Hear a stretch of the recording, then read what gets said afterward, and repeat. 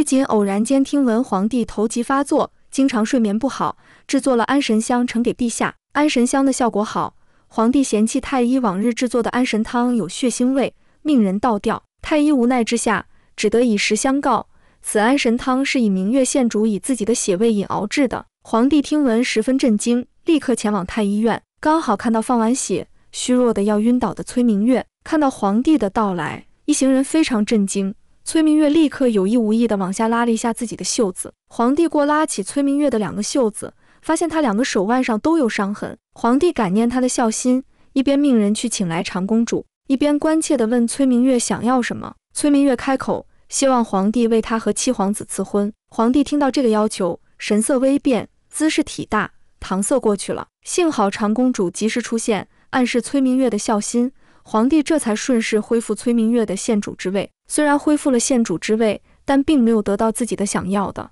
崔明月开心不起来的。单纯的他以为皇帝根本看不出他设的局，恢复他县主之位真的是被他的孝心感动了。实际上只有长公主知道，皇帝并没有那么容易哄骗。皇帝这么做并不是因为没有看出崔明月的苦肉计，也不是真的要赏赐他的孝心，而是请君入瓮。在皇帝和长公主的聊天中可以知道，景明帝曾是一位非常不受宠的皇子，从小受尽冷眼和忽视，看遍了人性凉薄，能在极度不可能中一路过关斩将，杀出一条血路来，直到走上权力的巅峰的人，怎么可能如表面的单纯好哄？如果皇帝真的如崔明月想的那样，早就不知道死了多少遍了。人在放松的情况下最容易犯错，皇帝这么做实际是想让长公主的放松警惕，让她露出更大的马脚，以便一举拿下。酒楼失火，几条皇子公孙的人命就这么没了，就只有季崇义和崔明月逃了出来，最后季崇义也不明不白的死了。这么大一个案件，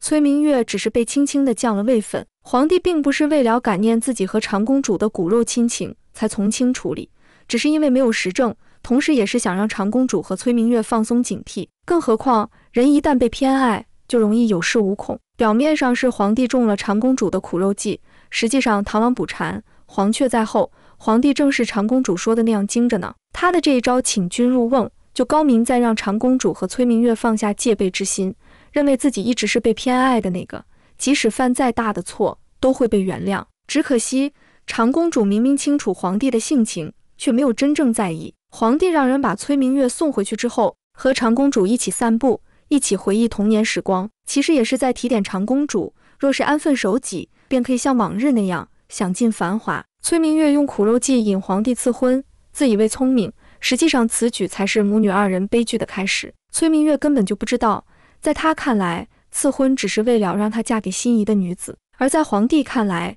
郡主与皇子联姻背后就是政治利益的纠葛。崔明月能在皇帝面前说出自己的愿望，说明他早就在长公主面前表明过心意，而长公主对这样的行为表示默许，甚至鼓励，说明他早就动了沾染皇权的心思，想要通过儿女的婚姻来巩固自己的政治利益。卧榻之下岂容他人酣睡？皇帝最是忌讳别人在自己的眼皮子底下搞小团体，染指皇权了。崔明月这样的行为，等于间接告诉皇帝自己母亲的心思，让皇帝对长公主的怀疑加深。要不是皇帝对长公主的怀疑加深，长公主带上来燕王府要人，强硬带走徐嬷嬷时，皇帝的口谕也不会恰到好处的出现，说明皇帝一直派人在暗中盯着长公主的一举一动。长公主告诫崔明月伴君如伴虎，要揣摩皇帝言行，稍有不悦便不可得寸进尺。皇帝看似好脾气，实则精明，只可惜长公主明明看出了皇帝的精明，却误判了自己的智商，以为自己比皇帝还要精明，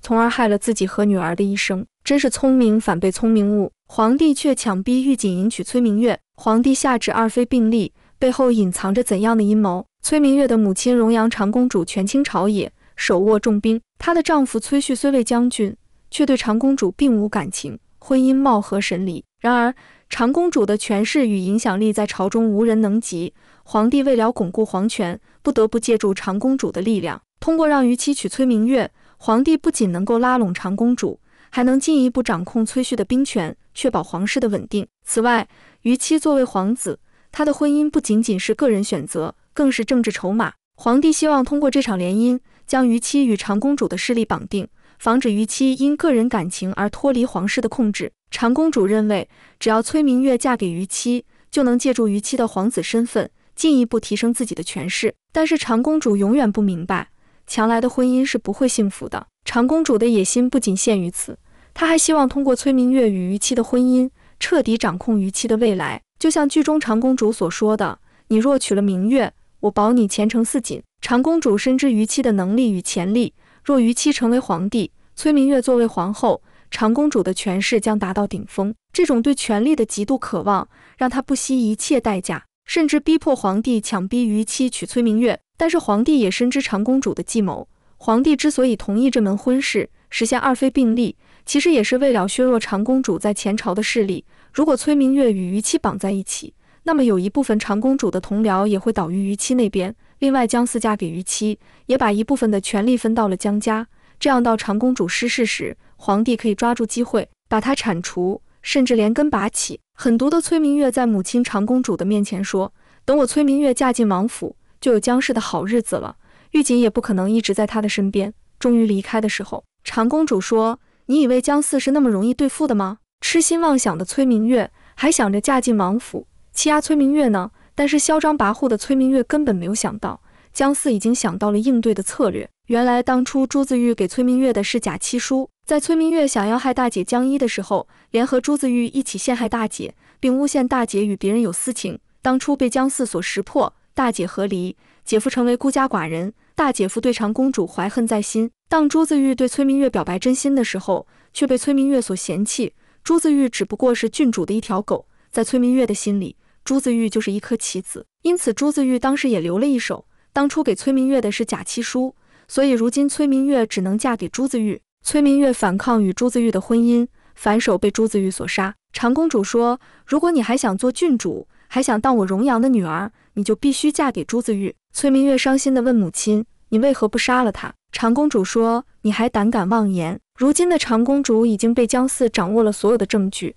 她什么也不能做，只能让女儿嫁给朱子玉。在崔明月与朱子玉成婚的时候，长公主给女儿送了最真切的祝福，只愿女儿一生顺遂。但是没有想到一夜之后，竟然是天人永隔。大婚的夜晚，崔明月侮辱朱子玉，让朱子玉滚出去，不要污了本宫的眼睛。本来朱子玉就对崔明月怀恨在心，加上现在的侮辱，朱子玉忍无可忍地反击了，杀了公主，还烧了公主府。长公主看着已经躺在棺材里的女儿，只能瘫软在地，即使有再高的权力，也无力挽回自己女儿的生命。长公主自以为自己权力滔天，无所不能及，当自己宠爱的女儿被人害死，扔进枯井，她的权力梦也彻底清醒了。崔明月的死与自己的母亲有直接的关系，不仅宠爱、溺爱，甚至包括犯错也在包庇她。长公主在教育女儿方面把溺爱刻在了骨子里。长公主以为皇兄也在忌惮她的权力，就算她杀死许多无辜的人，皇帝也没有把她怎么样。长公主愚蠢至极。